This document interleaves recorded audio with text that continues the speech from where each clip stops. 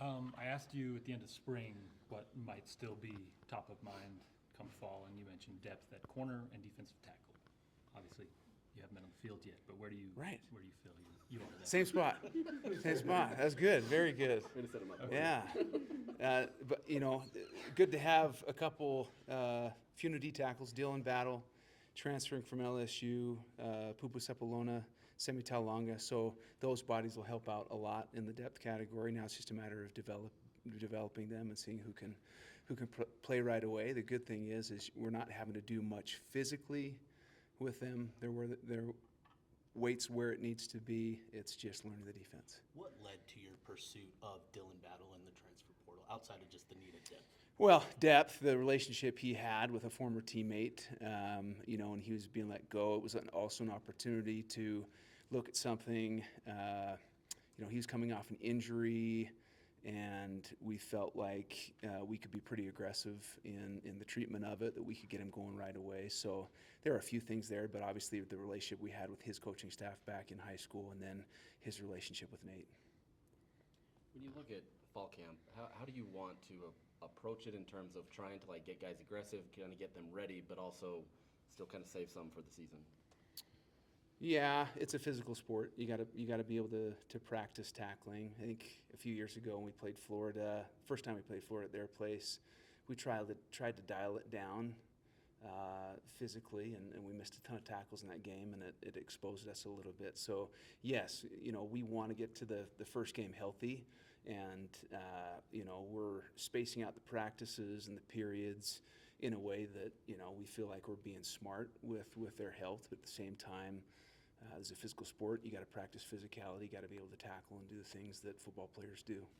Your defensive end room looks noticeably different, obviously in terms of the faces, but also just leaner builds, more athleticism. Has that been a point of emphasis this offseason, increasing the athleticism? Not necessarily. I would say getting stronger, definitely.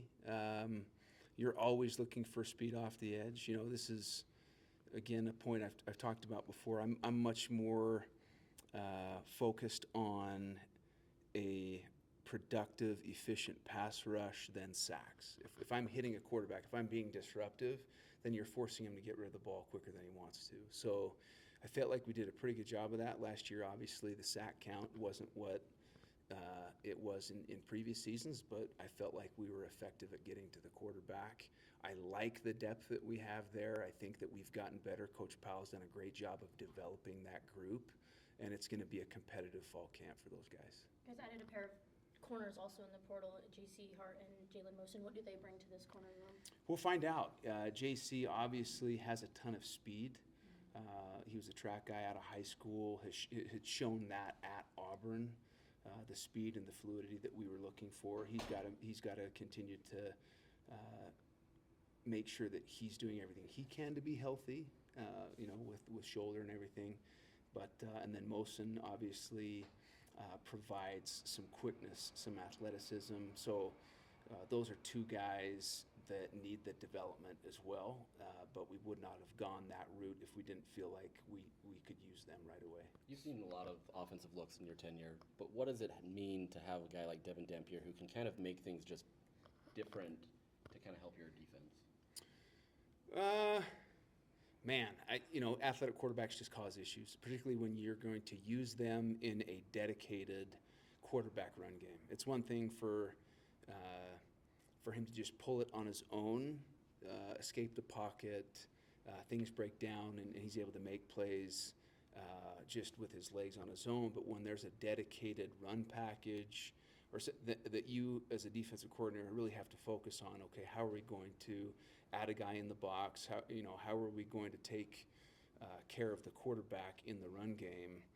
It really forces you to practice that. So he provides both. He can, if you're going to four-man rush the kid, he does a great job of understanding when things break down, when to take off, but they also have a very good dedicated QB run game. At the beginning of spring, you talked about having an emphasis on more havoc plays this season. How do you feel that went in the spring, and then how is that work going to continue going on into the fall? I felt like havoc plays were a strong emphasis in spring. I felt like we did a really good job of it. The takeaways were really good. That's got to continue in fall camp. The studies have shown us that your takeaways come from, your number one takeaway in the Big 12 last year was an interception in zone coverage. It's zone eyes, it's quarterbacks forcing things into windows. The second was interceptions in man coverage, which man coverage, usually that's more of an incompletion coverage. Your completion percentage goes down. And so the majority of interceptions you see there are, tipped passes, free safety coming over the top. And then, so the next thing that you're looking at is forced fumbles from the second guy in, not the first guy in, second guy in. So there are certain takeaways, certain aspects of takeaways that you can practice. Zone drops, catching a football, including footballs in your drill work. And then a focus on second guy in, how to strip the ball, how to take care of the ball, how to go down, how to recover a ball in traffic versus how to recover a ball in space, right? And so those are the things that we have to do a really good job of. The things that you can practice in terms of takeaways, you better be practicing. And I feel like we're doing a good job of that. You talked about completion percentage, in coverage. Smith Snowden allowed, I think, like 40% in coverage. Teo Johnson was also really good. What's going to be the key for them becoming more playmakers on the ball and getting those takeaways? It's just a matter of making the plays. There's a couple times last year where Teo's got the ball right there, can make a play, didn't make the play. And so it's just a matter of making the play. He's got the athleticism, he's got the ability. We just got to be able to make the play. So again, drill work where they're flipping, finding the ball, right? Look, lean, locate drills on the sideline when you're working fades. Vertical routes, jumping in front of the vertical route, when to steal, when to strike, right? There comes a time where you have to make that decision as a safety. Am I going to be able to get to the ball? If not, strike him. If I can get there, steal it. So again, drill work is a big part of that. In spring, you had talked about you guys just weren't good enough in stopping the run. How do you feel like you can change that this year? What is the personnel like? How do you kind of get to that point? Some of it was technique. Some of it was missed tackles. So again, we got to be able to tackle better. The not throwing shoulders, making sure that we understand proper tackling technique, and then proper technique in maintaining gaps. A bunch of the big hitters were guys not maintaining their gaps, and that's just an alignment assignment deal. Okay, thanks guys.